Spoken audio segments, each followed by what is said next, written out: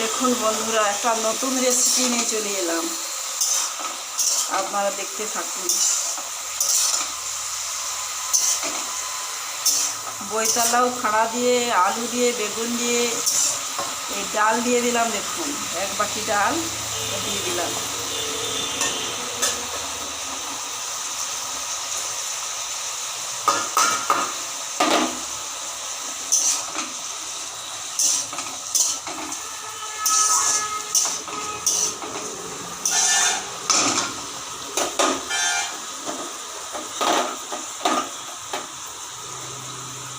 খেতেও খুব সুস্বাদু, জানেন তো।